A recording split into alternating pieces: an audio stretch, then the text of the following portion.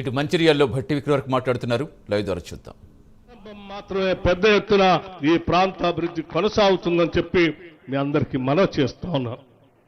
అంతేకాదు మీ అందరికీ చాలా విషయాలు మీ అందరి ఆశీర్వచనంతో ప్రేమతో దీవిస్తే వచ్చినటువంటి మీ ప్రభుత్వం, మన ప్రభుత్వం, ఇందిరమ్మ రాజ్యం ఈ రాష్ట్రంలో ఉన్నటువంటి అన్ని వర్గాల ప్రజానికం కోసం ఏ కార్యక్రమాలు కేవలం సంవత్సర కాలంలోనూ చేపట్టిందో కూడా సవివరంగా శ్రీధర్ బాబు గారు వివరించారు.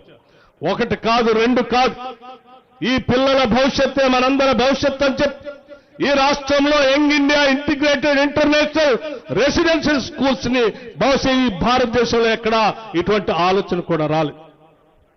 ఒక పాఠశాల ప్రాంగణంలో 25 ఎకరాలకు తగ్గకుండా 200 కోట్ల రూపాయలతో అన్ని వర్గాల ప్రజానికానికి అదే పాఠశాలలో విద్యాబుద్ధులు నేర్పి ప్రపంచంతో పోటీ పడేటట్టుగా పెద్ద ఎత్తున 11,600 కోట్ల రూపాయలతో ఒకటేసారి శాంక్షన్ ఇచ్చినటువంటి చరిత్ర ఈ దేశ చరిత్రలో ఎక్కడ కూడా లేదు. అటువంటి యంగ్ ఇండియా రెసిడెన్షియల్ స్కూల్స్ ని ప్రారంభం చేసుకోవటం కోసం పెద్ద ఎత్తున భూమి పూజ చేసుకొని శాంక్షన్ చేసుకున్నాం. గతంలో ఉన్నటువంటి రెసిడెన్షియల్ స్కూల్స్ లో విద్యార్థులకి కావలసిన డైట్ ఛార్జెస్ 40% పెంచుకున్నాం. కాస్మెటిక్ ఛార్జెస్ ని 200% పెంచుకున్నాం.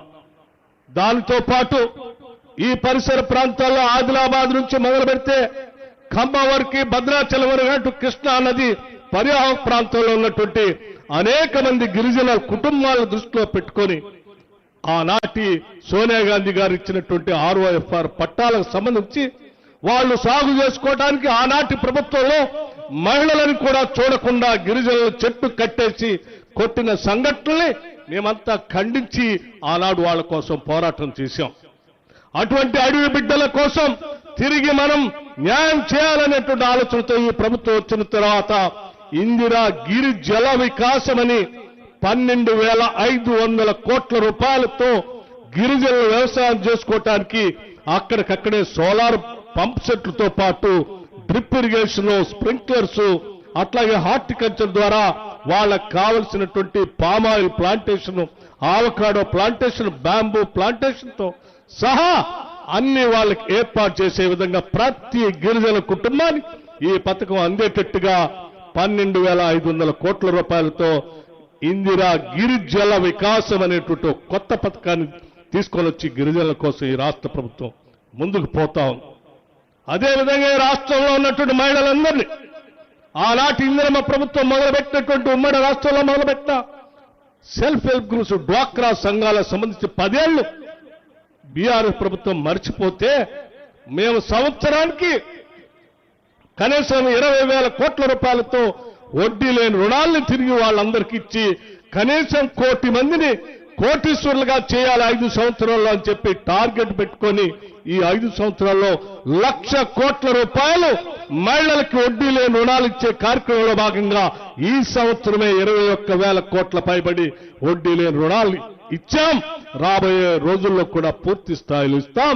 అటువంటి మహిళలందరి కోసం సోలార్ తో ఉన్నటువంటి పవర్ ప్రాజెక్టులు 1000 మెగావాట్లతో వాళ్ళతో MOU చేసుకున్నాం. ఆర్టీసీలో బస్సులు ఇప్పిస్తా ఉన్నాం, క్యాంటీన్లు ఇప్పిస్తా ఉన్నాం.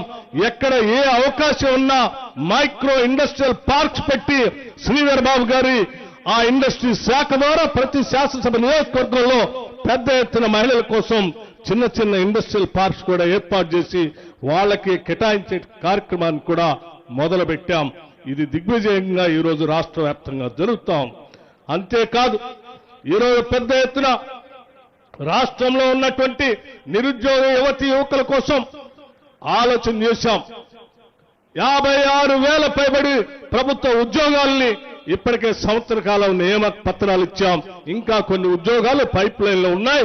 పెద్ద ఎత్తున వారికి ఉద్యోగ అవకాశాలు కల్పించేటువంటి కార్యక్రమం చేస్తూ ఉద్యోగ అవకాశాలు ప్రభుత్వ పరంగా పొందలేనటువంటి వాళ్ళకి నా భూతో నా భవిష్యత్తు అన్నట్టు ఈ దేశ చరిత్రలో ఏ రాష్ట్రం చేయనట్టుగా మొట్టమొదటిసారి మన రాష్ట్రంలో ఉన్నటువంటి నిరుద్యోగ యువతి యువకుల కోసం 9,000 కోట్ల రూపాయలతో రాజీవ్ యువ వికాసం అని మొదలుపెట్టి ఆ మొదలుపెట్టమే కాదు క్యాలెండర్ కూడా ప్రకటించి అప్లికేషన్ తీసుకునే కార్యక్రమం నుంచి శాంక్షన్